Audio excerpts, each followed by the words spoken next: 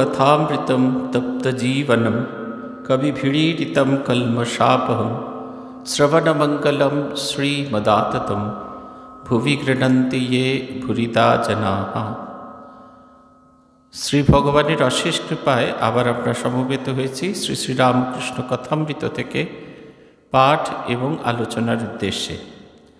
আমরা ব্যবহার করছি 1986 সালে প্রকাশিত দিনানুযায়ী যে শ্রীরামকৃষ্ণ কথামৃত যে সংস্করণটি বেরিয়েছিল সেই সংস্করণটি থেকে আমরা পড়ছি 24শে অগস্ট 1882 খ্রিস্টাব্দ ঠাকুর শ্রীরামকৃষ্ণ দক্ষিণেশ্বরে নরেন্দ্রাদি অন্তরঙ্গ ও অন্যান্য ভক্ত সঙ্গে। যেখানে শেষ করেছিলাম আমরা, সেখানে শ্রীরামকৃষ্ণদেব প্রসঙ্গ বলছেন, ঠাকুরকে জিজ্ঞাসা করছেন মণি যে কর্ম কতদিন করতে হবে। শ্রীরামকৃষ্ণদেব বলছেন, ফললাভ হলে ফুল আর থাকে না, ঈশ্বর লাভ হলে কর্ম আর করতে হয় না, মনও লাগে না। এটা একটা আশ্বাস যে আমাদের অনেক সময় মনে হয় যে সারা জীবনই কাজ করে যেতে হবে, আর কোনো সময়ের জন্য সামান্যতম বিশ্রামটুকু আমরা পাবো না। এটা আমাদের এক ধরনের ভাবনা চিন্তা আছে যে আমরা বোধহয় নিরন্তর কাজই করতে হবে, আমাদের কখনো এই কর্মবন্ধন থেকে মুক্তি হবে না। শ্রীরামকৃষ্ণদেব আশ্বাস দিচ্ছেন তা নয়, যতদিন না পর্যন্ত ইষ্ট লাভ হয় ততদিন পর্যন্ত আপনাকে কর্ম করে যেতে হবে। আপনি যদি কচুবেরিয়ায় নেমেই ভাবেন এই মনসাদ্বীপ আশ্রমে চলে আসা হলো, তাহলে কিন্তু হবে না। যতক্ষণ না মনসাদ্বীপ আশ্রমে আপনি পৌঁছচ্ছেন, কিভাবে পৌঁছবেন, ট্রেকারে পৌঁছবেন কিংবা বাসে পৌঁছবেন কিংবা ম্যাজিক কারে পৌঁছবেন কিংবা টোটোতে পৌঁছবেন, সেটা আপনার ব্যাপার। কিন্তু যতক্ষণ না পর্যন্ত পৌঁছবেন ততক্ষণ পর্যন্ত আপনি এতে পৌঁছননি, আপনার লক্ষ্যপথে পৌঁছে যাননি। এটা একবারে খুব পরিষ্কার, এটা আমাদের অন্তর থেকে বুঝতে হবে। এই প্রসঙ্গ বলতে গিয়ে ঠাকুর বলছেন, যে কটা কর্ম আছে সে কটা শেষ হয়ে গেলে নিশ্চিন্ত। বা গৃহিণী বাড়ির রাঁধা বাড়া আর কাজকর্ম সেরে যখন নাইতে গেল তখন আর ফেরে না, তখন ডাকাডাকি করলেও আর আসবে না। এটা হচ্ছে যে কটা কাজ আমার কাছে, কাজ বাড়ানোর কোনো প্রয়োজন নেই। যে কাজ কটি আমার কাছে আছে, যে দায়িত্বটি আমার কাছে আছে, সেই দায়িত্বটি ঠিকমতো সম্পাদন করে দিলে আর আমাদের অন্য কোনো রকম কিছু করতে হবে না। এটা হচ্ছে কথা। কিন্তু যতক্ষণ না পর্যন্ত সেই দায়িত্ব ঠিকমতো সম্পাদন হচ্ছে না, ততক্ষণ পর্যন্ত কিন্তু আমাদের কর্মপ্রবাহ আমাদের নিরন্তর কর্ম করতে বাধ্য করবে। এইটা যদি না হয় তাহলে কিন্তু হবে না। সেই কারণে চেষ্টা করে যেতে হবে হাতের যে কাজ আছে সেটিকে শেষ করা। তাহলে কি নতুন কাজ করব না? আসলে বাসনা হলেই নতুন কাজ আসবে। আপনার বেশ সুন্দর একতলা বাড়ি তৈরির দরকার ছিল, একতলা বাড়ি তৈরি হয়ে গেছে, দুটো ঘর, কল পায়খানা, তারপরে সামনের বারান্দা, পেছনের বারান্দা, রান্নাঘর, ছোট বাগান সব হয়ে গেছে। আপনার আর থাকার যে কষ্ট সেটা সম্পূর্ণ চলে গেছে। আপনি মনে করলেন না, ভিত করবার সময় দোতলা বাড়ি করেছিলাম, তাহলে দোতলা বাড়ি করি। বেশ বাড়িওয়ালা হওয়ার ইচ্ছা আমাদের যখন জাগে, তখন তো আমাদের এরকম হবে, তখন লোন করে দোতলা বাড়ি করব, তারপর সালামি নিয়ে সেই লোনটাকে চুক্তি করব, রোজ ভাড়াটের সঙ্গে ঝগড়াঝাটি করব, কর্ম একটার পর একটা বাড়তে থাকবে। তাই বলছেন যে কটা কর্ম আছে সে কটা শেষ হয়ে গেলে নিশ্চিন্ত। আমাদের অনেক সময় বাসনা আমাদের কর্মপ্রবাহের মধ্যে আটকে রেখে দেয়, তাই বাসনা শূন্য হওয়ার কথা বলছেন। মা ঠাকুরুন বলছেন, মুক্তি হয় কিসে? বলছে এক্ষুনি মুক্তি হয়ে যায় যদি কেউ নির্বাসনা হতে পারে, বাসনা রহিত যদি হয় তাহলে তার হয়। মণি বলছেন, এখানে গিয়ে আমরা শেষ করছিলাম, তারপরে অধ্যায়েতে বলা হচ্ছে ঈশ্বর লাভ ও ঈশ্বর দর্শন কি, কি উপায় কি? মণি ঠাকুরকে জিজ্ঞাসা করছেন, আজ্ঞা ঈশ্বর লাভ এর মানে কি, আর ঈশ্বর দর্শন কাকে বলে, আর কেমন করে হয়? এই তিনটে প্রশ্ন দেখবেন আমাদের সবসময় আমাদের মনে হয়ে থাকে। আমরা ভাবি ঈশ্বর লাভ মানে হাতেতে একটা বাটি আছে আমার, সেই বাটিতে এক বাটি ভর্তি পায়েস দিয়ে দিয়েছে, সেইটা খাওয়া, সেই বাটিটা পাওয়া, সেটাই হচ্ছে ঈশ্বর লাভ। ঠাকুর কি বলছেন? শ্রীরামকৃষ্ণ বৈষ্ণব বলে যে ঈশ্বরের পথে যারা যাচ্ছে, যারা তাকে লাভ করেছে, তাদের থাক আছে। থাকগুলো কি? না প্রবর্তক, সাধক, সিদ্ধ ও সিদ্ধের সিদ্ধ, এই হচ্ছে থাক। বলছেন যিনি সবে পথে উঠেছেন তাকে প্রবর্তক বলে। যাতায়াত শুরু করেছেন, শুনেছেন শ্রীরামকৃষ্ণদেবের কথা, সে হচ্ছে প্রবর্তক। তারপরে বলছে যে সাধন ভজন করছে, পূজা জপ ধ্যানে নাম কীর্তন করছে, সে ব্যক্তি সাধক। যে ব্যক্তি ঈশ্বর আছেন বোধ করেছে তাকেই সিদ্ধ বলে। যেমন বেদান্তের উপমা আছে, অন্ধকার ঘর, বাবু শুয়ে আছে, বাবুকে একজন হাতড়ে হাতড়ে খুঁজছে, একটা কৌচে হাত দিয়ে বলছে এ নয়, জানলায় হাত দিয়ে বলছে এ নয়, দরজায় হাত দিয়ে বলছে এ নয়, নীতি নেতি, শেষে বাবুর কাছে, বাবুর গায়ে হাত পড়েছে, তখন বলছে ইহ, এই বাবু, অর্থাৎ অস্থি বোধ হচ্ছে। বাবুকে লাভ হয়েছে কিন্তু বিশেষ রূপে জানা হয়নি। আর এক থাক আছে যাদের বলা হয় সিদ্ধের সিদ্ধ। বাবুর সঙ্গে যদি বিশেষ আলাপ হয় তাহলে এরকম অবস্থা। যদি ঈশ্বরের সঙ্গে প্রেমভক্তির দ্বারা বিশেষ আলাপ হয়, যে সিদ্ধ সে ঈশ্বরকে পেয়েছে বটে, যিনি সিদ্ধের সিদ্ধ তিনি ঈশ্বরের সঙ্গে বিশেষ রূপে আলাপ করেছে। এটা আমাদের একটু ভালো করে বুঝতে হবে। আমাদের দু রকমের ভক্ত থাকবে। একটা হচ্ছে যিনি প্রবর্তক, যিনি যাতায়াত শুরু করেছেন। আমরা যখন ছোট ছিলাম আমাদের পূজনীয় আত্মস্থানন্দজি আমাদের বলতেন, আশ্রমে আসা যাওয়া শুরু করো, তারপর আশ্রমে আসা যাওয়া শুরু করলে আশ্রমের সকলের প্রতি আপনাদের ভালোবাসা তৈরি হবে। সেইটার কথা উনি বারবার আমাদের বলতেন যে আশ্রমের প্রতি ভালোবাসা তৈরি হবে, ঠাকুরের প্রতি ভালোবাসা তৈরি হবে, সাধু সন্ন্যাসীর সঙ্গে দেখাশোনা শুরু হবে, এরকম। এটা হচ্ছে প্রবর্তক, একবারে শুরুর দিকে। আস্তে যেতে যেতে যেতে ভালো লাগা তৈরি হয়। প্রথম যখন গিয়েছিলাম তখন মনে ছিল কি একবারে শব্দহীন একটা পরিবেশ, বাইরের জগতের এত যে হইচই সেটা যেন বেলুড় মঠের গেটের কাছে এসেই স্তব্ধ হয়ে গেছে। সেটার যেন গেটেতে যে নো এন্ট্রি বোর্ড আছে সেটা ভেহিকেলের জন্য, সেটা যেন এই সমস্ত আওয়াজ, সমস্ত শব্দের জন্য মনে হয়েছিল। ভেতরে ঢুকে ঠাকুরের মন্দির, মায়ের মন্দির, স্বামীজির মন্দির, রাজা মহারাজের মন্দির, পুরনো মন্দির, স্বামীজির ঘর, মুগ্ধ হয়ে গেছিল। তখন মনে হয়েছিল এই জায়গায় আরও একবার যদি আসতে পারত। তবে যখন সাধুদের সঙ্গে দেখা হলো, পূজনীয় ভূতেশানন্দজির সঙ্গে দেখা হলো, অন্যান্য সাধুদের সঙ্গে দেখা হলো, তখন মনে হলো এই জায়গাটা একবারে আসার জন্য নয়, বারে বার আসার জন্য। একবার এলে এই জায়গার আনন্দ পাওয়া যায় না। এই হচ্ছে প্রবর্তকের অবস্থা। দ্বিতীয়টা হচ্ছেন যারা পূজা জপ ধ্যান নাম গুণ কীর্তন করছেন, সে ব্যক্তি হচ্ছে সাধক। সাধনা করা শুরু করেছেন, ভগবানে যাওয়ার পথে যে পথ সেগুলি নিয়ে যারা চর্চা করছে, এইটির কথা তারা হচ্ছেন সাধক। ভগবানের নাম পেয়েছেন, সাধন পথ পেয়েছেন, সেই নিরন্তর নাম জপ করে নিজের ভেতরের কলুষ সেটিকে, যে মনটিকে মলমুক্ত করছেন, মলযুক্ত মন মলমুক্ত করছেন। সেই মলমুক্ত মনে ঈশ্বরের ছবি ফুটে উঠছে এবং সেই ছবি ফুটছে, তারপরে আবার সেই ছবি চলে যাচ্ছে, আবার সেই ছবিকে টেনে এনে মনের মধ্যে বসানো, এই বারবার চেষ্টা। এবং সেই চেষ্টাটাকে পাকা করার জন্য ভগবানের চিন্তা করা, ভগবানের নামগুণ কীর্তন করা, ভগবান সম্পর্কে সাধন ভজন পড়াশোনা করা। পড়াশোনা করলে কি হয়? পড়াশোনা করলে মনের ভেতরে একটা ছাপ তৈরি, একটা ছবি তৈরি হতে পারে। আপনারা যারা নরেন্দ্রপুরে গিয়েছেন দেখবেন, নরেন্দ্রপুরে মন্দির গেট দিয়ে ঢুকলে এগ্রিকালচার ট্রেনিং সেন্টারের গায়ে স্বামী বিবেকানন্দে একটা রট আয়রনের একটা ছবি আছে। একটা ছবি মানে হচ্ছে একটা আউটলাইন তৈরি করা আছে। আমরা যখন প্রথম সেই ছবিটিকে নিয়ে কভার পেজ করে বই করা হয়েছিল, সেই বইয়ের নাম হচ্ছে নরেন শিক্ষে দিবে। এই বইটা করা হয়েছিল স্বামীজির সমস্ত বাণীকে একত্রিত করার জন্য।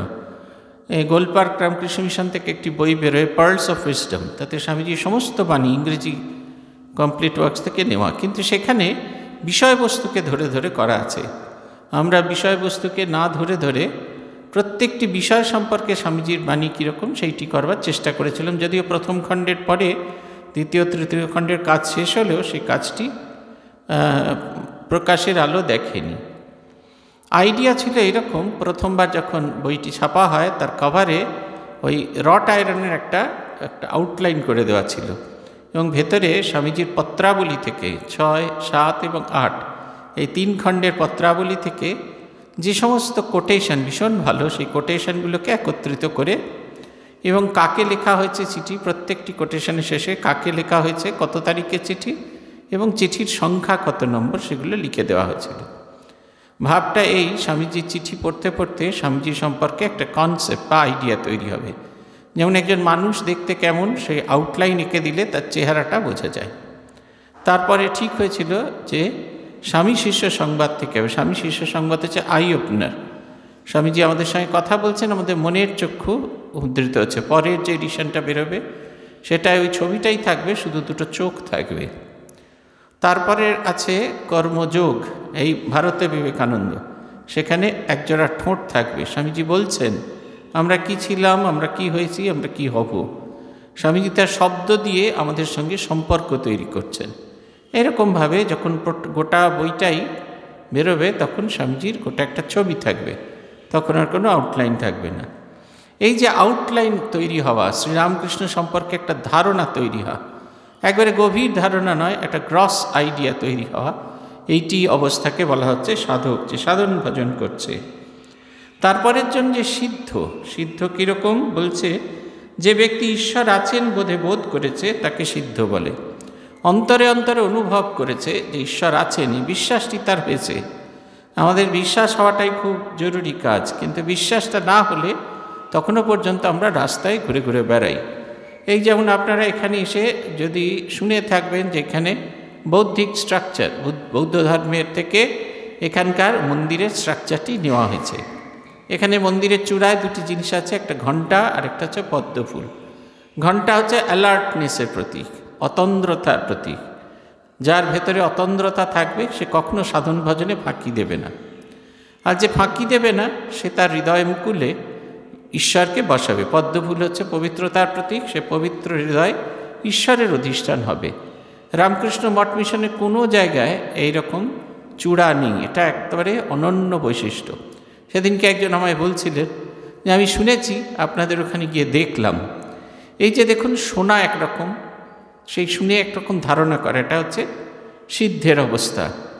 ঠাকুর উদাহরণ দিচ্ছেন, একজন বাবুকে খুঁজতে গেছেন অন্ধকারে, দেওয়ালে হাত রাখছেন, বলছেন না ইনি নন, কৌচে হাত রাখছেন, না ইনি নন, অবশেষে বাবুর গায়ে হাত পড়লো, তখন বলছেন ইহ, আমি কি এই মন, আমি কি এই বুদ্ধি, আমি কি এই শরীর, এই যে ভাবনা চিন্তা এবং যতবার তাতে না না না না আসছেন, ঈশ্বর কি আমি, ঈশ্বর কি আমার এই শরীর, ঈশ্বর কি আমার ভেতরে অবস্থিত, এই যতদিন এটা হতে থাকবে ততদিন পর্যন্ত আমরা ভগবানকে খুঁজে চলব, ততদিন পর্যন্ত আমাদের যে অবস্থা সেটা হচ্ছে সিদ্ধের সিদ্ধ।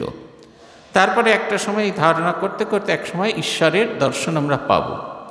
এই ঈশ্বরের দর্শন পেলেই হবে না, ঈশ্বর সম্পর্কে সম্যক জ্ঞান, বোধে বোধ হওয়া, ঈশ্বরকে ভাবতে ভাবতে তার মতো হয়ে যাওয়া।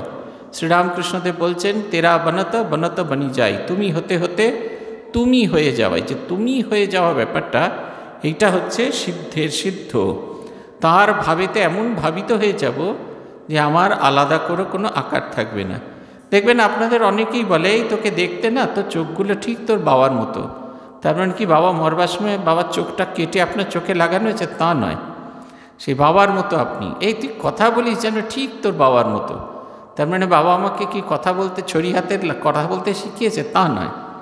বাবার ওই যে ভাবগুলি, বাবা যেভাবে চিন্তা করতেন, তার লাইন অফ থট, আমি সেই লাইন অফ থটটাকে অ্যাকসেপ্ট করে সেইভাবে এগিয়ে চলেছি। ঠিক সেই রকম সিদ্ধের সিদ্ধ হচ্ছে সেই অবস্থা যেখানে ঈশ্বরকে চিন্তা করতে করতে আমরা ঈশ্বরময় হয়ে পড়ি। আমাকে অনেকেই বলেন যে আমি কেন কেবলমাত্র পূজ্যপাদ ভূতেশানন্দজি মহারাজের উদাহরণ দিই।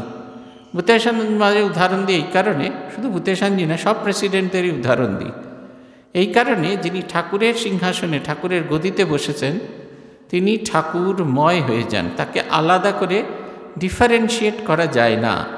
যেমন সেই মানুষগুলোকে আমরা আগেও দেখি এবং এখন তাকে কিছুতেই এক করে ফেলতে পারি না। আমি বলেছি এর আগেও যে পূজ্যপাদ স্মরণানন্দজির কাছে 5 বছর কাজ করেছি, তার সঙ্গে 5 বছর একসঙ্গে একই বাড়িতে থেকেছি, তার কাছে পড়েছি, শাস্ত্র পড়িয়েছেন তিনি আমাদের, রোজ গল্প করেছি, রোজ রাত্রিরে দিনে কতবার যে দেখা হয়েছে তার ঠিক নেই। এই মানুষটি ভাইস প্রেসিডেন্ট হয়েছে তখনও দেখেছি, যখন প্রেসিডেন্ট হলেন তাকে কিছুতেই চিনতে পারছি না। এত বেশি পারফেকশন, এত বেশি উদারতা, এত বেশি শরণাগতির ভাব, কখনো এর আগে দেখিনি। এটা চাপ দিয়ে বা কোনো রকম পোজিং করে হয় না, এটা ভেতর থেকে এমনভাবে এসেছে যে তাকে আলাদা করতে পারছি না। ঠাকুরের প্রতি যে নির্ভরতা, তাকে আলাদা করতে পারছি না। সেই শরণাগতি যেমন আমাদের থেকে 100 গুণ বেশি, তাকে চিন্তা করতে করতে তার ভাবিত হয়ে যান। তিনি প্রেসিডেন্ট, সেটুকুতে তার এতটুকু অহংকার নেই। আমাদের এখানে স্বামী ইষ্টেশানন্দজি বলছিলেন, বিষয়বস্তু ছিল যে দৈনন্দিন জীবনের মানোন্নয়নে স্বামী বিবেকানন্দের ভূমিকা।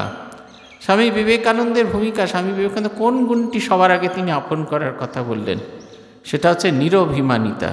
স্বামীজির একটি উদাহরণ দিলেন। বিশ্ববিজয়ী বিবেকানন্দ রাস্তা দিয়ে হেঁটে যাচ্ছেন, দেখলেন একটি ছোট ছেলে, সে পায়ে জুতোর ফিতে বাঁধতে পারছেন না। তিনি হাঁটু গেড়ে বসে সে ছেলেটির পায়ে ফিতে জড়িয়ে দিলেন। খুব যে সিগনিফিক্যান্ট কাজ তা নয়, কিন্তু এই যে নেমে এসে মাটির পৃথিবীর সঙ্গে মিশে তার মতো আচরণ করা, এটি হচ্ছে ঈশ্বর জানিত পুরুষের জীবনের একটি অংশ।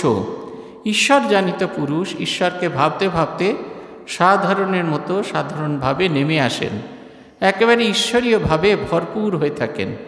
আলাদা করা যায় না, তাকে আলাদা করে বোঝানো যায় না। ভূতেশানন্দজির নাম ভূত ঈশ আনন্দ। ভূ মানে পৃথিবীতে যত যেখানে যা কিছু আছে, জীব জন্তু সব কিছু, সেই ভূত হচ্ছে সেই জীবজন্তু সব কিছু, এই জগতের অধিবাসীরা যারা। আর ঈশ মানে হচ্ছে তাদের যিনি নেতা, তাদের যিনি দেবতা। শিবকে বলা হয় ভূতেশ, কারণ তিনি সবার দেবতা, দেবাদিদেব। শুধু তাই নয়, তার এই নামটির কারণ হচ্ছে যিনি সকলের হবেন, তিনি সকলের জন্য কল্যাণ চিন্তা করবেন, তিনি সকলের কথা ভাববেন, তাকে ঘিরেই তার জগৎটা সকলের জন্য হবে। পূজ্যপাদ ভূতেশানন্দজি মহারাজকে দেখেছি, তিনি সমান অ্যাকসেপ্টেবল। যারা মাঠে কাজ করছে, যারা রান্না করছে, যারা ঝাঁট দিচ্ছে মুছছে, যারা বাগানে কাজ করছে, তাদের কাছে যেন তিনি যেমন সহজ, তেমনি শিষ্য প্রশিষ্য তাদের কাছেও তিনি ততখানি সহজ।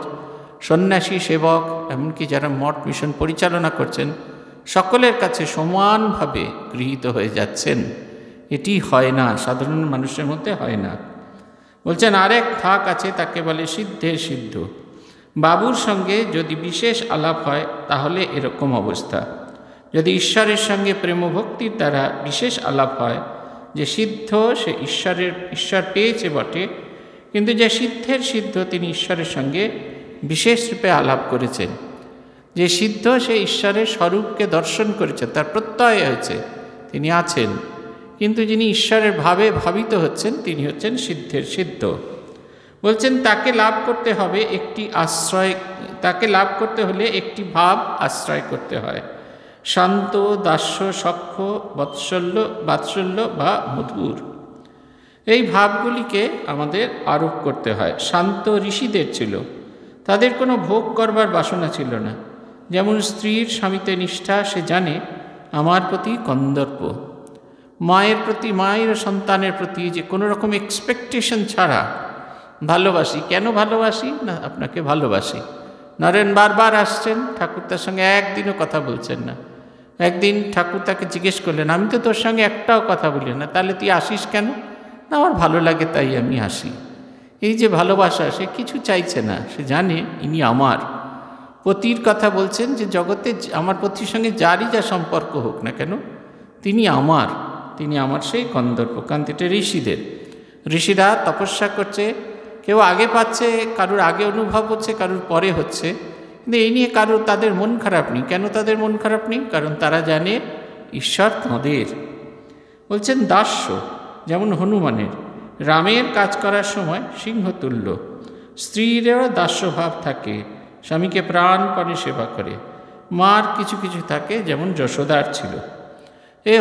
হনুমানের ভাবটা কি স্পেশালিটি না, জগৎ ভুল হয়ে যাচ্ছে। এই যে বাইরের পৃথিবীটা আছে, এটার কোনো অস্তিত্ব তাদের কাছে থাকছে না, এটা হচ্ছে কথা। এই অস্তিত্বটা সম্পূর্ণ তাদের কাছে মিথ্যা বলে প্রতিভাত হচ্ছে, এটা হচ্ছে কথা। মিথ্যে, এই যে জগৎ, তার কোনো বৈশিষ্ট্য, তার কোনো কিচ্ছু তাদের মধ্যে আসছে না, মিথ্যা বলে সেটি প্রতিভাত হচ্ছে। এই জগতের কোনো কিছুতে সঙ্গে তাদের কোনো সম্পর্ক নেই। এই জগৎটা যদি আজ থাকে তাহলেও তার থেকে তার কিছু পাওয়ার নেই। সে যখন ডুবে আছে সেই কাজটার মধ্যে ডুবে আছে। পূজ্যপাদ অমলানন্দজি মহারাজের দেখেছি এইরকম ঠাকুরের প্রতি একটা দাস্য ভাব ছিল। তিনি সবসময় মনে করতেন তিনি শ্রীরামকৃষ্ণের দাস, তাকে এই কাজটা করতে দেওয়া হয়েছে। যেমন চাকর বা যাকে কিনে নিয়ে আসা হয় দাস, তার যেমন নিজের কথা ভাববার সময় নেই, তেমনি তারও নিজের কথা ভাববার সময় নেই। ভীষণ শরীর খারাপ, পেসমেকারের তার ছিঁড়ে গেছে, তারপরে সেবা প্রতিষ্ঠানে গিয়ে সেই তার বদল করা হয়েছে, সার্জারি হয়েছে, তিনি ফিরে এসেছেন। যেদিন ফিরলেন সেদিনটুকু, তারপরের দিন সকালে গিয়ে দেখছি তিনি যেরকম পেন্ডিং ফাইল বসে বসে দেখছেন, আরও বেশি করে কাজ করছেন। কেননা বলছেন বারবার 9 দিন কাজ করিনি, এত ফাইল জমে আছে, আমার জন্য কত লোকের অসুবিধা হচ্ছে, ঠাকুরের সেবা কত অসুবিধা হচ্ছে। আমাকে বলছেন খুঁজে দাও প্রায়োরিটি কোনগুলো আগে আগে করব, স্যালারি আগে করে ছেড়ে দিতে হবে, নাহলে তারা মাইনে পাবেন না। নিজের এমন অবস্থা, বাঁধটি তুলতে পারছেন না, কিন্তু ভুলে গেছেন সম্পূর্ণ ভুলে গেছেন, ভগবানের সেবা করতে গিয়ে সম্পূর্ণ ভুলে গেছেন। একটা হিসাব মেলেনি, 3520 টাকার হিসাব। সেই সময় মহারাজের চোখে ছানি পড়ছে একটু একটু করে, পেন্সিলের দাগ মহারাজ আর বুঝতে পারেন না, নিজেই পেন্সিলে লিখেছেন, তারপর যেই মেলাতে পারছেন না সারা বিকেল ধরে মিলিয়েছেন। অবশেষে আমাকে দিয়েছেন, বলছেন আমি ক্লান্ত হয়ে গেছি, আমি একটু বিশ্রাম করি। আমি ভাবছি মহারাজ হয়তো ঘুমোচ্ছেন, শীতের রাত, শীতের সন্ধে, মহারাজ জপ ধ্যান করে লেপ গায়ে দিয়ে চুপ করে শুয়ে আছেন। একটা কাগজ রাখতে এবং সেটা ঢাকা দেওয়াতে পেপার ওয়েটে যতটুকু আওয়াজ হয়েছে সেইটুকু আওয়াজ হওয়া মাত্রই জিজ্ঞেস করছেন কে, নাম বলাতে বললেন আচ্ছা প্রথম কথা হিসেবটা মিলেছে? বললেন হ্যাঁ হিসেব মিলেছে। যে মানুষটার ভীষণ ঠান্ডা লাগে, তিনি 2-3টে করে জামা কাপড় পরেন, তিনি খালি গায়ে ওই ঠান্ডার মধ্যে একটা উত্তরীয় গায়ে দিয়ে এসে বসে হিসেবটা দেখছেন, প্রভুর সেবা করছেন। সেই সময় তিনি নিজেকে সম্পূর্ণ ভুলে গেছেন। আমি 24 বছরের ছেলে, আমি ঠক ঠক করে কাঁপছি, আর তিনি 74 বছরের বৃদ্ধ, শীত তাকে স্পর্শ করছে না, যেন সেইখানে এসে থেমে গেছে। ভগবানের এই যখন কাজ করছেন, আমাদের যেরকম হনুমান যেরকম রামের কাজ করার সময় তিনি সিংহতুল্য। বলছেন মাঝে কখনো কখনো দেখা যায়, এটা স্ত্রীদের মধ্যেও দেখা যায়, স্বামী যখন সেবা করে তখন তারা কোনো কিছুকে পরোয়া করেন না, আর মা যশোদা মা যখন সন্তানের সেবা করেন তখন তারা কোনো কিছুকে পরোয়া করেন না। তারপরের ভাবটি বলছেন সখ্য, বন্ধুর ভাব, এসো এসো কাছে এসে বসো। শ্রীদামাদি কৃষ্ণকে কখনো এঁটো ফল খাওয়াচ্ছে, কখনো ঘাড়ে চড়ছে। ভগবানের সঙ্গে বন্ধুর মতো সম্পর্ক, তিনি আমার নিজের লোক, তার কাছে কোনো পারিপাট্য নেই, সম্পর্কের কোনো পারিপাট্য নেই। আমাদের স্কুলে একটি ছেলে এসেছিল অন্য স্কুল থেকে পড়ে, ইংরেজি মিডিয়াম একটা স্কুল থেকে, সেখান থেকে আমাদের স্কুলে এসেছিল। ট্রান্সফার হয়ে যায় বাবা, সেই রকম আমাদের বাংলা মিডিয়াম স্কুলে এসে সে প্রতি কথায় একটা পেন্সিল তার পড়ে গেছে, তুলে দেওয়া হয়েছে, তো বলছে থ্যাংক ইউ। ইরেজার আনেনি, তাকে ইরেজার দেওয়া হচ্ছে, যে ইরেজারটা ব্যবহার করে ফেরত দেওয়ার সময় হচ্ছে থ্যাংক ইউ। আমরা তার নাম লিখে দিয়েছিলাম থ্যাংক ইউ, সব কিছুতে তাকে থ্যাংক ইউ, সব কিছুতে। সে কোনো একটা জিনিস বললেন, স্যার হয়তো পড়া পড়তে বলেছেন, উঠে দাঁড়িয়েছে, বলেছেন, বলা হয়ে গেছেন, স্যার বলছেন ইউ মে সিট, তুমি বসতে পারো, বলছেন থ্যাংক ইউ বলে বসছেন। এই যে পারিপাট্য নেই কোনো রকম, আমরা বন্ধুর সঙ্গে কখনো পারিপাট্য করি না। চা খেতে খেতে মনে হচ্ছে চায়ে যেন চিনি কম, একজন বলছে চায়েতে ভীষণ চিনি কম হয়েছে।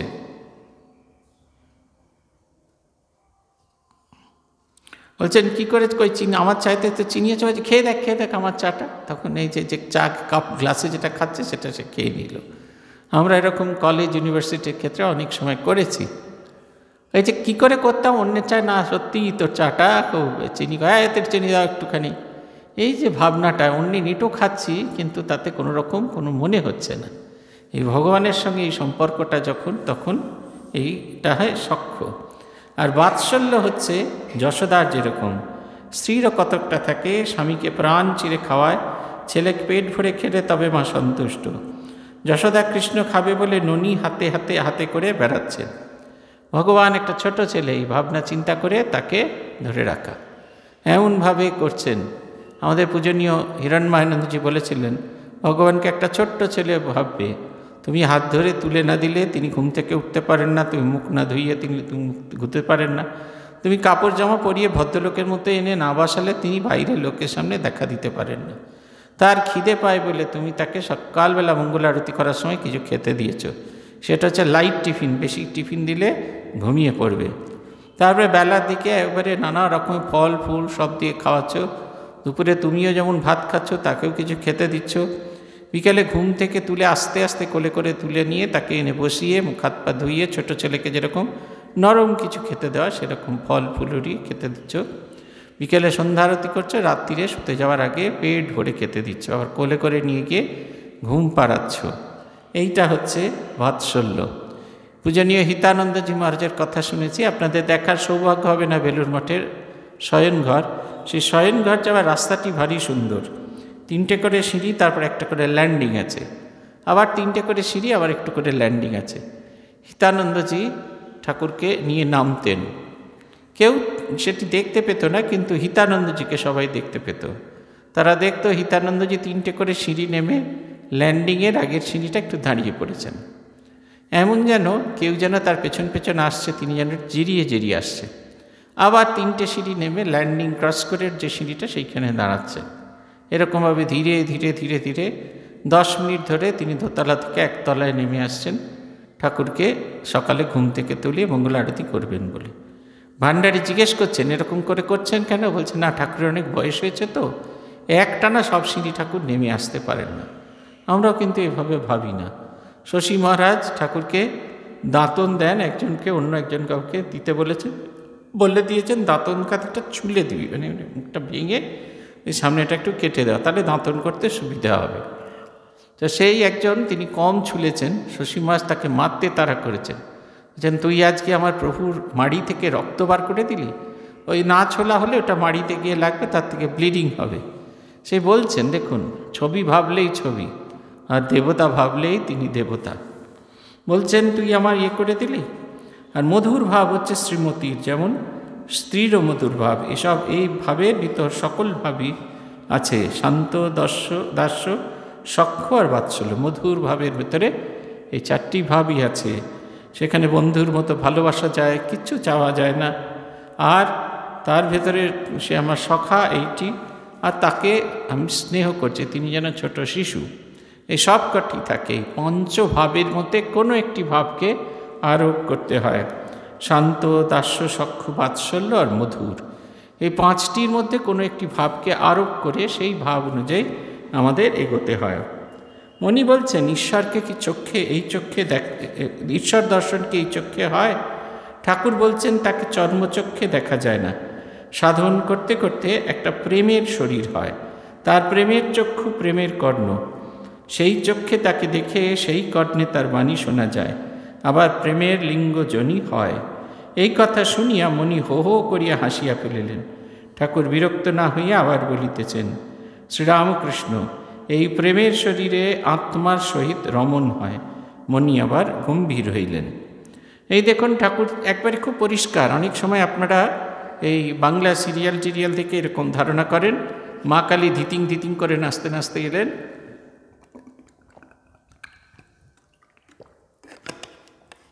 এসে ঠাকুরকে বলছেন, রামকৃষ্ণ তোকে দেখা দিতে এলুম।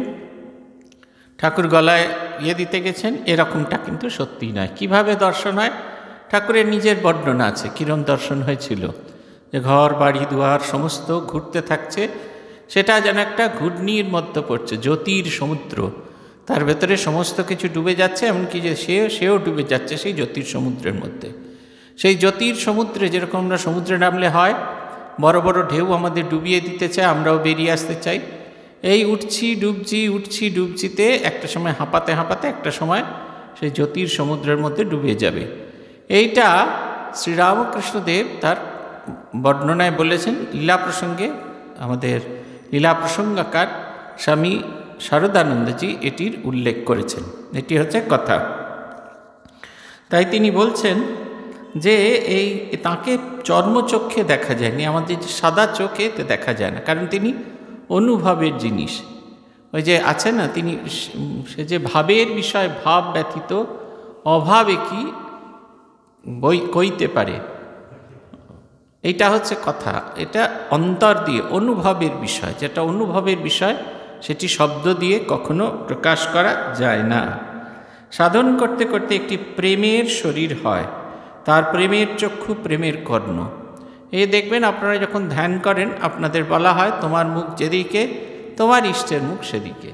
সেইভাবে যদি ধ্যান করি তাহলে আমরা কেবলমাত্র ইষ্টের পেছনটাই দেখতে পাই, অথচ আমাদের বলা আছে যে ইষ্টের পা থেকে মাথা অবধি সবটুকু দেখবে। তাহলে কি করে দেখব না, আমাকে যদি আমি আমার শরীর থেকে বার করে নিতে পারি তাহলে যে শরীরটা পড়ে থাকে সেটা তুমি, বাইরে থেকে তাকে দেখছি। যতক্ষণ আমি এই সত্তাটা আছে ততক্ষণ তাকে দেখতে পাবো। যখন অনুভব করব আমার আমি সত্তাটাই নেই, শুধু তুমি সত্তা বিরাজ করছো, তখন আমরা সহজে ভগবানকে অনুভব করতে পারব। ভূতেশ আনন্দজির একটি অনুভূতির কথা জীবনের শেষ প্রান্তে তিনি তার সেবকদের বলেছিলেন। তার সেবকরা জিজ্ঞাসা করেছিল, এই যে এতদিন আপনি তপস্যা করলেন, প্রায় 3-4 বছর ধরে তপস্যা করলেন, কি অনুভব হলো? তিনি বললেন যে শেষকালে মনটাকে ছেড়ে দিলাম, দেখলাম কোথায় যায়, দেখলাম মনটা আমার ঠাকুরের শ্রীপাদপদ্মেই পড়ে আছে। এইটুকু অবধি বলা যায় যে তাকে চিন্তা করতে করতে সেই তার মতো শরীর তৈরি। আমরা যে পূজা করি সেখানে বলা হয় আংরিং ক্রং ইয়ং রং লংবং সং সং সং হৌ হংস শ্রীরামকৃষ্ণ দেবতায়া প্রাণা ইহ প্রাণা, শ্রীরামকৃষ্ণ দেবতায়া জীব ইহ স্থিতঃ, শ্রীরামকৃষ্ণ দেবতায়া সর্বেন্দ্রিয়ানি, শ্রীরামকৃষ্ণ দেবতায়া বাং মনশ্চক্ষু ত্বক শ্রোত্র ঘ্রাণ প্রাণা ইহাগত সুখম চিরন তিষ্ঠন্তু স্বাহা। আমি একটা মানুষের শরীর, আমি তার পূজা করছি, কিন্তু এখন যার পূজা করছি এই যে আমার শরীরটা আর আমার নেই, তাহলে কি হলো? শ্রীরামকৃষ্ণ ইহাগচ্ছ, এই আমার ভেতরের যে শরীরটা, এই দেহ তাঁর, এর যে যাবতীয় ইন্দ্রিয়গুলি তাঁর, চক্ষু কর্ণ যা কিছু অনুভব হচ্ছে ইন্দ্রিয়জাত সেগুলো সব তাঁর, আমি নই। আমার এই যে সত্তা, এটাকে সম্পূর্ণভাবে আমি ভুলে গিয়েছি। এইটা হচ্ছে প্রেমের শরীর। সেই প্রেমের শরীরে ঈশ্বরের সঙ্গে রমণ, রমণ শব্দের অর্থ সবসময় খারাপ নয়, রমণের অর্থ মিলন, তাতে মিলে যাওয়া। এই যে আমাদের গঙ্গা এসে সাগরে মিশে যায়, আপনারা যখন যে জলটা গঙ্গার জলে এসে মিশে গেছে, মিশে যাওয়ার অনেক আগে থেকেই দেখবেন সেই জলটা আর মিষ্ট নেই, সেই জলটা নোনা হয়ে গেছে। যত ঈশ্বরের সত্তার সঙ্গে ডুবতে থাকবো তত লোনা। আর যখন এই যে আমরা জি প্লট এড প্লট যাই, ওখানে যে জল তোলা হয় সেটা ভীষণ রকমের নোনা, কারণ ততক্ষণে সেটি সাগরের সাথে মিশে গেছে। গুজরাটে দেখেছিলাম দ্বারকা থেকে তখনও সমুদ্রটা অনেকটাই দূরে, কিন্তু সেই গোমতী নদী তাতে মুখ তুলেই দেখছে একবারে লবণাক্ত তার জল। ঈশ্বরের সঙ্গে চিন্তা করতে করতে ঈশ্বরময় হয়ে যাওয়া। মনি সাধারণ অর্থে, যে রমণ শব্দটা একটা সাধারণ অর্থ বুঝে হো হো করে হাসছেন, ভাবছেন ঈশ্বরের সেই চোখে দেখা যায়, তার বাণী শোনা যায়, তার প্রেমের লিঙ্গ জনি হয়, এসব শুনছেন। তিনি বলছেন, ঠাকুর বলছেন, এই প্রেমের শরীরে আত্মার সঙ্গে রমণ হয়, অন্য কারোর সঙ্গে, পুরুষ স্ত্রীর রমণ নয়। এখানে হচ্ছে শরীরের সঙ্গে শরীরের রমণ নয়, আমার আত্মার সঙ্গে সেই পরমাত্মার, জীবাত্মার আর পরমাত্মার মিলন হয়। তখন জীবাত্মার আর কোনো অস্তিত্ব থাকে না। গঙ্গার জল যখন সমুদ্রের সাথে মিশে যায় তখন আর তার গঙ্গা জলের কোনো জলত্ব থাকে না, কোনো অস্তিত্ব থাকে না, তখন সে সমুদ্র হয়ে যায়। একই জল দেখুন, গঙ্গোত্রী থেকে যখন বইছে তখনও গঙ্গা, কিন্তু সাগরে যখন মিশে যাচ্ছে তখন তাকে আর গঙ্গা বলছি না। যতক্ষণ না মিশছে সঙ্গমে তখন তাকে বলছি গঙ্গা সাগর সঙ্গম, আর যখন সাগরে মিশে যাচ্ছে তখন বলছি বঙ্গোপসাগর। এর আর আলাদা কোনো রকম নাম আমরা দিতে পারছি না। মনি এই কথা শুনে গম্ভীর হলেন, বুঝলেন শ্রীরামকৃষ্ণ কোনো লুজ টক বা লাইট টক করছেন না, তাই তিনি গম্ভীর হয়ে গেলেন। শ্রীরামকৃষ্ণ বলছেন, ঈশ্বরের প্রতি ভালোবাসা না এলে হয় না, খুব ভালোবাসা হলে তবেই তো চারিদিকে ঈশ্বরময় দেখা যায়, খুব নেবা হলে তবেই চারিদিকে হলদে দেখা যায়, তখন আবার তিনি আমি এই বোধ হয়। মাতালের নেশা বেশি হলে বলে আমি কালী। গোপীরা প্রেমোন্মত্ত হয়ে বলতে লাগলো আমি কৃষ্ণ। তাকে রাত দিন চিন্তা করলে তাকে চারিদিকে দেখা যায়, যেমন প্রদীপের শিখার দিকে একদৃষ্টে যদি কেউ চেয়ে থাকে তবে খানিকক্ষণ পরে চারদিক শিখাময় দেখে। বলছে এই অবস্থা কখন হয়? যখন ভগবানের প্রতি আমার খুব ভালোবাসা তৈরি হয়। এই গল্পটা আপনাদের অনেকবার বলেছি, তবু আর একবার শুনুন। রাজা মহারাজ খেতে বসেছেন, এমন সময় ভাত ভাঙা মাত্র তিনি লক্ষ্য করলেন যে তার ভাতের ভেতরে একটি পোড়া কাঠি। সেখানে পূজনীয় বাবুরাম মহারাজ দাঁড়িয়েছিলেন। তাকে তিনি বললেন, দেখো দেখো বাবুরামদা, এরা আমাকে খাবারের ভেতরে বিষ মিশিয়ে খাওয়াচ্ছে। বাবুরাম মহারাজ বললেন যে তা কেন হতে থাকবে, সূর্যি এরকমটি করেনি। রাজা মহারাজ শুনতেই চাইলেন না, উঠে গিয়ে সূর্যি মাছকে খুব মারছেন। চিল, ঘুষি, চর, থাপ্পড় মারতে মারতে একেবারে দেওয়ালের একটা কর্নারে করে দিয়েছেন। বাবুরাম মহারাজ সূর্যি মহারাজকে বলছেন, সূর্যি পালা, সূর্যি পালা, সূর্যি পালা। নির্বাণানন্দজি শক্ত হয়ে মার খাচ্ছেন, আর খেতে খেতে বলছেন, কোথায় পালাবো মহারাজ? যেখান থেকে পালিয়ে আসার সেখান থেকে তো পালিয়ে এসেছি, আর তো পালাবার কোনো জায়গা নেই। যতক্ষণ না বোধ আমাদের হচ্ছে এইটা যে ভগবান ছাড়া আমাদের আর কোনো জায়গা নেই, আর কোনো অস্তিত্ব নেই। আজ আমার নারায়ণে ভক্তি হলো না, তো কাল থেকে সন্তোষী মা করতে থাকলাম, ওরকম হলে কিছুতেই হবে না। ঠাকুর বলছেন যে একটা ভূমির নিচেতে খানিকটা জল আছে, এইটা সম্পর্কে কেউ শুনেছে। কেউ যদি ভূমির বিভিন্ন জায়গায় খুঁড়তে থাকে, একটু করে খুঁড়েই খোঁড়াটা ছেড়ে দেয়, তাহলে কিন্তু তার আর কোনো দিন জল পাওয়া হবে না। এই জল, ভূমির তলায় জল আছে, এটা প্রত্যয় করে যদি আমরা খুঁড়তে থাকি, তবেই যেখানটা খুব গভীরভাবে খুঁড়ব সেইখানেই আমরা জলের সন্ধান পাব। অতএব জলের সন্ধান পেতে গেলে ওই রকম ঘুরে ঘুরে বেড়ালে হবে না। তাই বলছেন ঈশ্বরের প্রতি খুব ভালোবাসা, ভীষণ ভালোবাসা। এই ভালোবাসাটা খুব ইম্পর্টেন্ট। এই ভালোবাসা যদি না হয় তাহলে কিন্তু হয় না। আপনারা দেখবেন সংসারের কত রকমের কষ্ট আপনারা নিজেরা সহ্য করেন। কেন সহ্য করেন? সংসারটাকে আপনি খুব ভালোবাসেন। সংসারকে ভালোবাসেন বলেই আপনার শরীর দেয় না। কাল রাত্রির 11টা অবধি কাজ করেছেন, আবার পরের দিন ঠিক ভোরবেলা 5টার সময় ঘুম থেকে উঠে সকলের জন্য চা, জলখাবার, এরকম নানা জিনিসপত্র তৈরি করছেন। আপনার কখনো এতটুকু আলস্য আসে না, আপনাকে ক্লান্তি স্পর্শ করতে পারে না। তার মানে কি আপনি কম্পিউটারাইজড ম্যান, হিম্যান? তা নয়। আপনি সংসারটাকে এত ভালোবাসেন, এত ভালোবাসেন, এই যে কষ্ট, এই কষ্টটাকে আপনি কষ্ট বলে বোধ করেন না। বলছেন এই রকম ভালোবাসা যখন আমাদের ঈশ্বরের প্রতি হয়, ভগবানের প্রতি হয়, তখন আমরা যে কোনো কষ্ট করে উঠতে পারি। বলছেন তখনই আবার তিনি আমি এইটি বোধ হয়। তাকে চিন্তা করতে করতে তার প্রতি এমন একটা ভাব আসে যে তিনি আমি। কারুর হয় না যে বাবুদের সঙ্গে সম্পর্ক থাকতে থাকতে, এই আপনারা এখনকার নেতাদের দেখলে বুঝতে পারবেন, নেতারা অনেক সময় বড় নেতার হয়ে বলে দেয়, হ্যাঁ উনি বলেছেন। সে মিথ্যে কথা বলছে তা নয়, কিন্তু সে আসলে বলতে চাইছে যে তিনি এরকমটি, তাকেও জিজ্ঞাসা করলে তিনি এরকমটিই বলবে। ভগবানের প্রতি এমন একটা সেন্স অফ পজিশন এসে যায়, তিনি আমার এমন যে আমার যে ভাবটা এটা তাঁরই ভাব, আমি তাঁরই ভাব বলছি।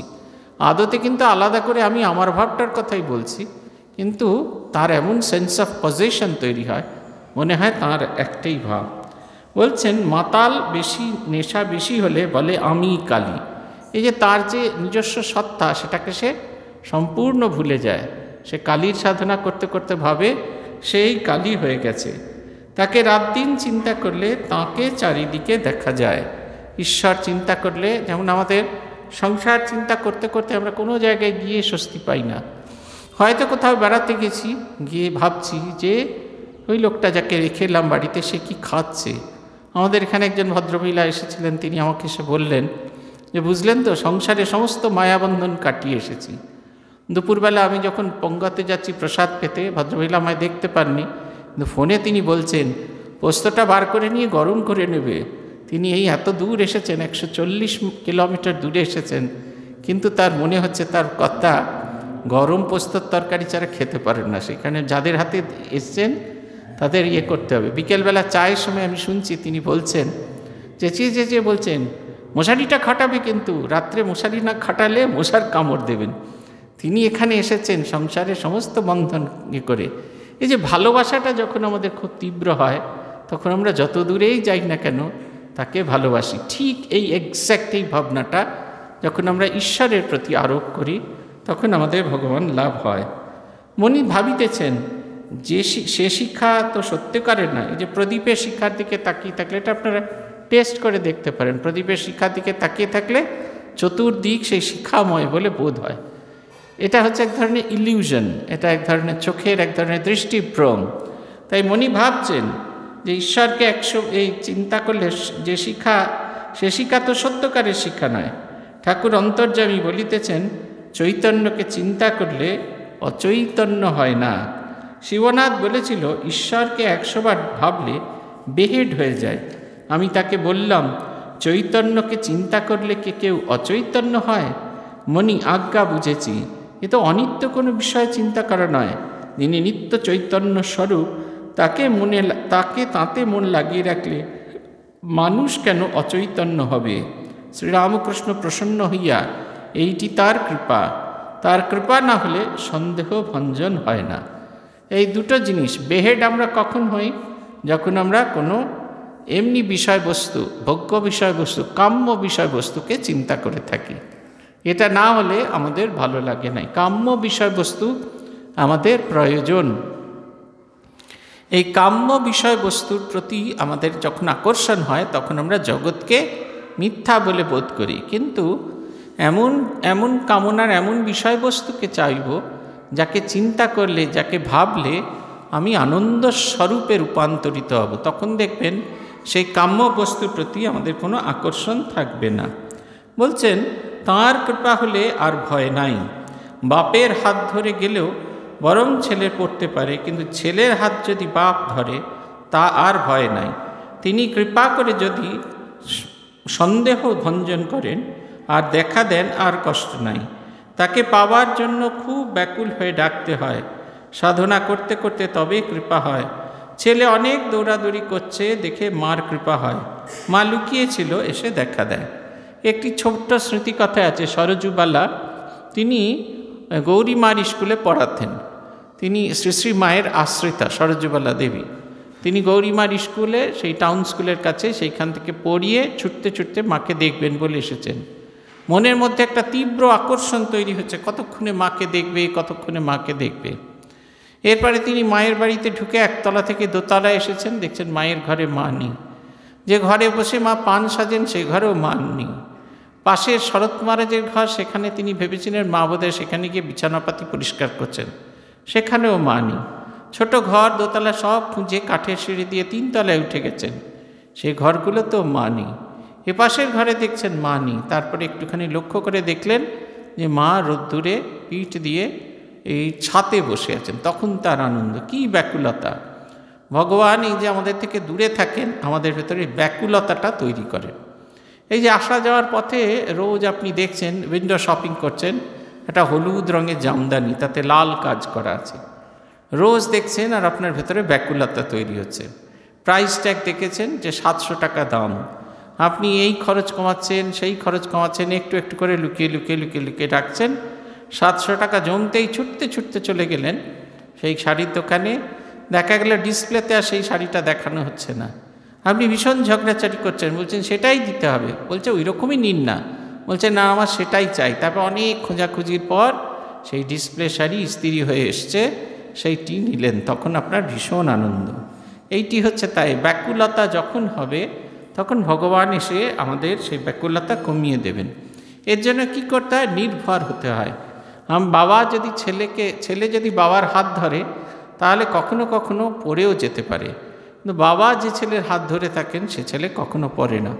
আমরা যখন সাধু হতে আসি, পূজনীয় প্রমেয়ানন্দজি মহারাজ বলেছিলেন মন্দিরে গিয়ে ঠাকুরকে বলতে যে তুমি যেন তাকে ধরে থাকতে পারো। শুধু তাই নয়, তিনিও যেন তোমাকে ধরে থাকেন। আমি যেমন তাকে ধরে থাকবো সেটা যেমন সত্য, কিন্তু তার চেয়েও বড় সত্য হচ্ছে তিনি যেন আমাকে ধরে থাকেন। বলছেন আত্মার সাক্ষাৎকার না হলে সন্দেহ ভঞ্জন হয় না। যতক্ষণ না যতক্ষণ আমার অনুভবে আসছে ততক্ষণ পর্যন্ত হয় না। মাধবানন্দজির জীবনীতে একটা ভারী সুন্দর গল্প মাধবানজি বলছেন। একটি অচ্ছুত শ্রেণীর লোক, সে এই মন্দিরে ঝাঁট দেয়, পরিষ্কার করে, এসব করে। সে যেহেতু সবসময় নোংরা ঘাটে, তাই তাকে ওই ওপরে উঠে মন্দিরে উঠতেও দেয় না, আর চরণামৃত খেতে দেয় না। সে দেখেছে বহু লোক আসে, চরণামৃত খায়, ভক্তি ভরে মাথায় ঠেকায়, আর একটা আনন্দ নিয়ে ফিরে যায়। সে ভাবে, আরে চরণামৃত কি আমার খাওয়া হবে না? একদিন সে অধ্যক্ষ মহারাজকে বলল, মহারাজ আমি চরণামৃত খাবো, আমায় কী করতে হবে? মহারাজ বললেন, কাজটা শেষ করে হাত মুখ ধুয়ে পরিষ্কার হয়ে উপরে উঠে যাবি, কি ঠাকুরকে প্রণাম করে চরণামৃত আছে সেটি খাবি। সেই চরণামৃত একদিন সে পরিষ্কার পরিচ্ছন্ন হয়ে এসে ঠাকুরকে প্রণাম করে চরণামৃত কাছে খাওয়ার পরই বলছে, বাবা চরণামৃত না জানি কি অমৃত, এ তো দেখছি বড় পুকুরের 1 ঘটি জল। এতদিন তার ধারণা ছিল ওতে তো কিছু সুধা মেশানো আছে, কিন্তু ওই যে সুধাটা যে মেশানো আছে সেটা অনুভব করার মতো কোনো বস্তু তার মধ্যে নেই, তার ভেতরে সে শক্তি নেই। সেই কারণে তার মনে হচ্ছে এটা বড় পুকুরের জল। আর যার মনে হচ্ছে চরণামৃত রামকৃষ্ণের পা ধোয়া জল, সে সেটিকে সেইভাবে গ্রহণ করছে, যার যেরকম ভাব। সেই কারণে এই শরণাগতিটি দরকার, তার উপর নির্ভর করলে তিনি কখনো ভুল পথে যেতে যান না। আমরা শেষ করব যেটি দিয়ে, সেটি হচ্ছে এই, তার কৃপা হলে আর ভয় নেই। বাপের হাত ধরে গেলেও বরং ছেলে পড়তে পারে, কিন্তু ছেলের হাত ধরে, বাপ যদি ছেলের হাত ধরে তাহলে ভয় নাই। তিনি কৃপা করে যদি সন্দেহ ভঞ্জন করেন আর দেখা দেন তবে কষ্ট নাই। তবে তাকে ব্যাকুল হয়ে তবে তাকে পাওয়ার জন্য ব্যাকুল হয়ে ডাকতে ডাকতে সাধনা করতে করতে তবে কৃপা হয়। ছেলে অনেক দৌড়াদৌড়ি করছে দেখে মার মনে দয়া হয়, মা লুকিয়েছিলেন, এসে দেখা দেন। মনে ভাবিতেছেন তিনি দৌড়াদৌড়ি করান, ঠাকুর অমনি বলিতেছেন তাঁর ইচ্ছা যে খানিক দৌড়াদৌড়ি করুন তবে আমোদ হয়। তার লীলায় সংসার রচনা করেছেন, এরই নাম মহামায়া। তাই সেই শক্তিস্বরূপিণী শক্তিরূপিণী মা শরণাগত হয়। মায়া পাশে বেঁধে ফেলেছে, সেই পাশ ছেদন করতে পারলে তবে ঈশ্বর দর্শন হয়। ওই বলছেন যেন বিশ্বাস করছেন না, মা সন্তানকে এরকম কষ্ট দিতে পারে, এরকমভাবে ছোটাছুটি করে কেন করছেন? তার কারণ হচ্ছে এই ছোটাছুটিটা করেন যাতে আমরা তাঁর কৃপা অনুভব করতে পারি। তার কৃপা পাওয়া যে সহজসাধ্য নয়, এটা যেন আমরা অন্তরে অন্তরে অনুভব করতে পারি। আমরা যতদিন অনুভব করতে পারবো না যে তার কৃপা পাওয়াটা সহজসাধ্য, যতদিন মনে করব যে তার কৃপা পাওয়া সহজসাধ্য, তাহলে আর তাকে আমাদের কোনো রকমভাবে আমরা তাকে যে পেলাম সেটার সেই কৃপাটির প্রতি মর্যাদা আমরা রাখতে পারি না। তাই ঠাকুর এক জায়গায় বলছেন যে শুধু কৃপা পেলে হয় না, কৃপা ধারণ করার ক্ষমতা থাকা দরকার। কৃপা যদি আমাদের ধারণ করার ক্ষমতা না থাকে তাহলে সেই কৃপা ফিরে যায়। এই কৃপাকে ধারণ করার এই শক্তি আমাদের মধ্যে যেন সব সময় আসে, কৃপাকে যেন আমরা ধারণ করতে পারি, আমরা যেন তার শরণাগত হয়ে থাকতে পারি, আর তার কাছে যেন নিরন্তর প্রার্থনা করি যে তোমা ছাড়া আর এই জগতে কিছু নাই গো, আমারও পরানো যাহা চায়। আমি শুধু তোমাকে পেতে চাই। জগৎ সংসারে অনেক কিছু পাওয়া হয়েছে, আর নতুন করে কোনো প্রাপ্তির ইচ্ছা যেন আমাদের না থাকে। আমরা যেন শুধু যে আনন্দ পেলে আর জগতে যাবতীয় আনন্দ ফিকে হয়ে যাবে, সেই আনন্দের অনুসন্ধান করি।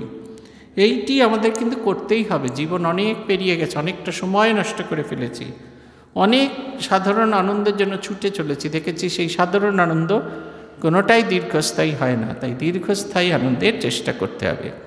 আজ এই পর্যন্ত। শ্রী ভগবানের কৃপা হলে আবার আপনাদের সঙ্গে আগামী বুধবার 18ই ডিসেম্বর দেখা হবে।